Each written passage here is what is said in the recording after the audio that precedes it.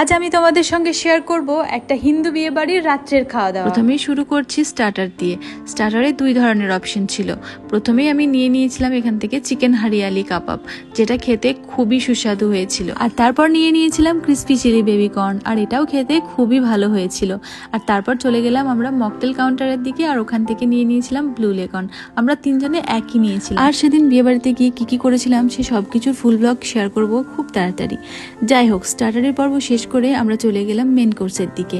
আর প্রথমেই তোমাদেরকে দেখিয়ে দিলাম মেনু কার্ডটা। তারপর চলে এলো প্লেট আর টিস্যু পেপার। প্লেট আর টিস্যু পেপারটা বের করার পরেই কিন্তু চলে এসেছিল স্যালাড, সস, আর তারপর চলে এসেছিল ফিশ ফ্রাই। ফিশ ফ্রাইটা ছিল একদম গরম, আর ভিতরটা ছিল মাছে ভর্তি, আর উপরে লেয়ারটা খুবই পাতলা ছিল, যেটাকে সসের সঙ্গে খেলাম আর খেতে অপূর্ব হয়েছিল। আর টেবিলে আমার পাশে বসেছিল বিদিশা, ওর সঙ্গে গল্প করতে করতে এখানে আমি ফিশ ফ্রাইটা খাচ্ছিলাম। আর ফিশ ফ্রাই খাওয়া শেষ হওয়ার আগেই কিন্তু প্লেটের মধ্যে চলে এসেছিল রুমালি রুটি। আর রুমালি রুটির সঙ্গে খাওয়ার জন্য ছিল চিকেন মাঞ্চুরিয়ান। রুমালি রুটির সঙ্গে আমি চিকেন মাঞ্চুরিয়ানটা খেলাম, যেটার কম্বোটা অসাধারণ ছিল। আর এটা কিন্তু সম্পূর্ণটা আমি খেতে পারিনি, যেহেতু ইফতারের টাইমে অনেক কিছু খেয়ে নিয়েছিলাম, তাই খুব বেশি খাওয়া দাওয়া হয়ে গেলে শরীর খারাপ করবে, তার জন্য। যাই হোক, এটা শেষ হওয়ার পর প্লেটের মধ্যে চলে এসেছিল ফ্রাইড রাইস, আর এটার সঙ্গে ছিল ডাল ফ্রাই, যেটা খেতে বেশ ভালো লাগছিল। ফ্রাইড রাইসটা খুব ভালো হয়েছিল, যেরকমটা আমি পছন্দ করি, একটু মিষ্টি ফ্রাইড রাইস, সেই রকমটাই হয়েছিল।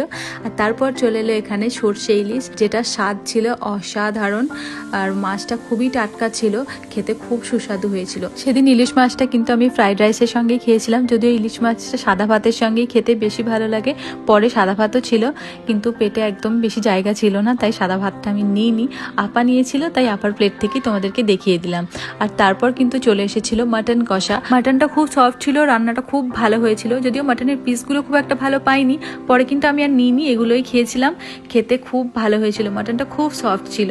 যাই হোক, তারপরে এই যে ছোট্ট বাটিতে চলে এসেছে চাটনি, যেটাকে আমি প্লেটের মধ্যে নিয়ে নিলাম। আর এই চাটনিতে কিন্তু আলু বোখরাও দেওয়া ছিল, যেটা আমার পাতে আসেনি, তাই বিদিশার এসেছিল, ও আমাকে দিয়ে দিল। যেহেতু আলু বোখরা আমার খুব পছন্দের, তাই ওকে একটু থ্যাংক ইউ বলে নিলাম। যাই হোক, চাটনির পরেই চলে এসেছিল পাঁপড়, আর আমি পাঁপড়ের সঙ্গেই চাটনি খেতে বেশি ভালোবাসি, তাই এখন বসে বসে তৃপ্তি করে পাঁপড়ের সঙ্গে চাটনিটা খাচ্ছিলাম।